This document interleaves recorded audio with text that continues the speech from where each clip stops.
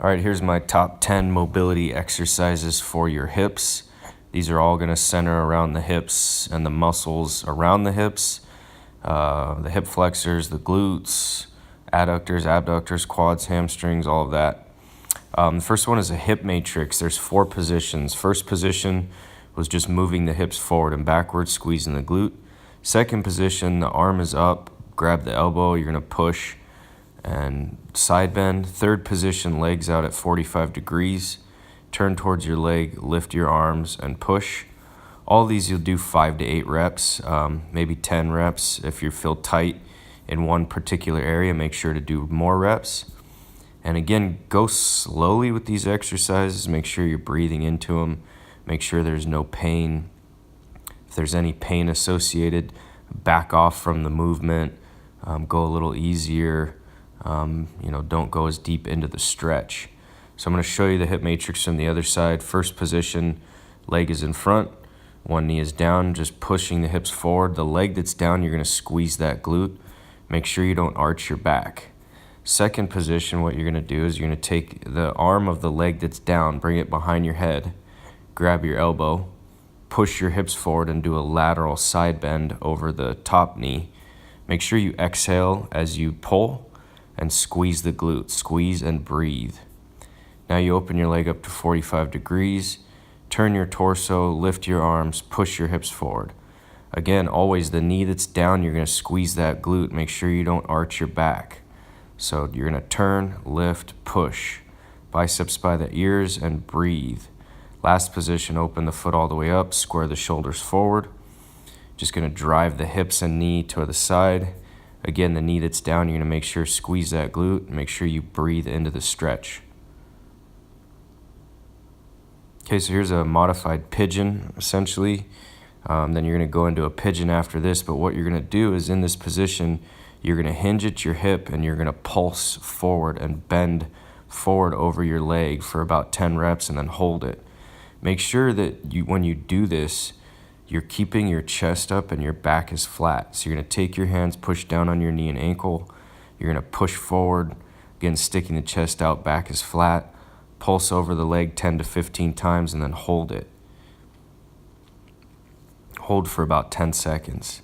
Now you're going to go into the full pigeon where you're going to essentially drop the one leg back, straighten it out, and you're going to lean over the front leg. Make sure you breathe into this.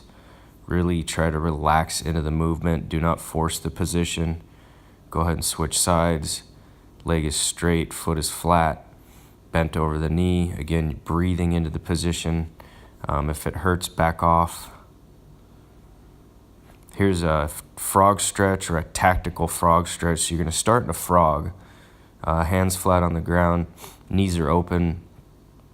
Wider than hip width. Again, be careful with this because it can be a little painful for people with tight hips. You're going to rock back and forth. Then after you rock back and forth, you're going to add into what I call kind of a tactical position. So you rock forward, and you're going to internally rotate the hip and lift the foot off the ground. Again, go very slowly with this because this could be a tender area or tight in the hips as you lift the leg off the ground. Make sure you breathe into this motion. Again, do maybe 8 to 10 on each side. If one side feels tighter, do some extra reps on that side. Go very slowly with this and breathe the whole time.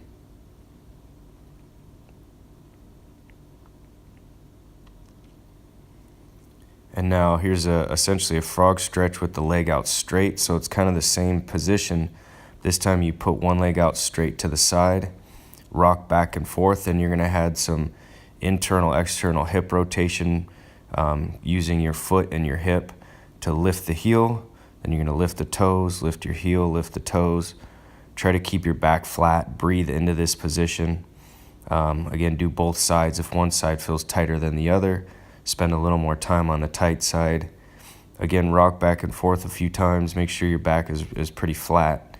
Open up the hips, and then you're going to rotate the hip by moving the foot up and down.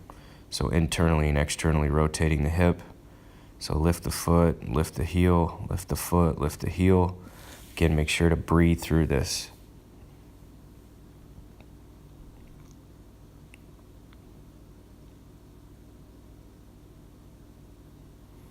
All right, this is one that I made up. It's kind of hard to describe. Essentially, you're in like a kneeling position with your hands flat on the ground, and the knee that's bent on the ground, that foot, you're on the ball of your foot, your toes are bent. And then you're going to switch and go to the other side. And as you switch, you're going to flatten out the leg or the foot of the knee that goes up. So you're going to switch back and forth. You're going to drop the knee down to the ground, lift the other knee up, and you're staying in an L position the whole time. So the feet should be lined up in an L position, and the hips, when the one knee is down, the other knee is up, should again be in an L position. Hands stay on the ground the whole time. Go very slowly with this and breathe into each position as you switch back and forth. Okay, here's a pancake stretch with a reach. So you're going to start in kind of a split position. You're going to pull one leg in or one foot in, put the instep of the foot or the ball of the foot on the opposite knee, and you're going to reach over, do a side bend, reach for the foot of the leg that's straight, and then the opposite arm is going to go over the head. You're going to reach forward. This is really going to stretch in the hips, the ribs, the QL, the lower back, as well as the hamstrings and the groin. So again, go very slow with this, 8 to 10 reps on each side. Breathe into the movement. Now here's a cross-legged stretch with a clock. So starting the cross-legged stretch, breathe into that, and you're going to lean forward, breathe into that, lean forward as far as you're comfortable with. Hang out there for a few seconds, let the hips open up. Then you're going to very slowly just kind of walk your hands from one side to the other. So you walk over, hold, breathe into the movement, feel the hips and everything relax. It's going to stretch out the lower back as well. This, you're going to essentially alternate into the cross-legged stretch. So after you do the clock, you're going to open the hips up into kind of a splits position, switch your stance from where you were at before. Now you're going to go back into the clock. So at one point I had the right leg in front, then I switched and I had the left leg in front. And again, I'm doing the same clock stretch. Just want to make sure you get equal time with both legs tucked under. And then we go into an alternating position of this. So open up, bring one foot in, bring the other foot in, open up, and then alternate, do the opposite. So go, each position should switch. Again, so we're evening out the hips and evening out the stretch. Now, if you have a problem or a hard time getting into just this cross-legged position, use some pillows or some pads, foam rollers, anything that you can to elevate your knees. Because if your hips are too tight just to sit cross-legged, you want something to help elevate them. So here's a modified pigeon into a bridge. And so you're going to start in a splits position, and you're going to go to a modified pigeon. So what you're going to do is bring one foot in, turn the other foot out or behind you, bridge up, squeeze your glutes, open the hips back up, alternate, leg in, leg behind, bridge. Try not to use your hands. This will help you use your core and your glutes more. Again, breathe into this, go very slowly. Open up, pull the foot in, bring the foot back, bridge up, squeeze the butt, and breathe.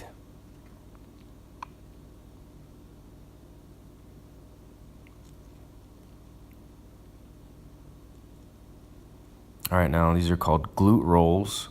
What you're going to do is you're going to sit up nice and tall, knees are bent, feet are bent. You're going to rock your hips or kind of drop your hips over to the side into like a sideways pigeon. And then you're going to lean over the outside leg, sit back up, sit up tall, drop the hips and knees, lean back over to the other side. Keep switching back and forth. Again, you want to make sure you alternate and breathe. So again, try not to use your hands. Sit up tall, use your core. Drop the hips over, lean over, exhale, and sit back up. Here's a deep squat to a hamstring stretch. So if you can't get into the deep squat position, use something to elevate your heels. Use a pad, a towel, a phone book. Doesn't really matter. If you can get flat on the ground without anything, that's great too. So you're going to drop down into a deep squat. Then you're going to put your hands on the ground. You're going to straighten out your legs, stretching your hamstrings and your lower back. Now again, go into this very slowly.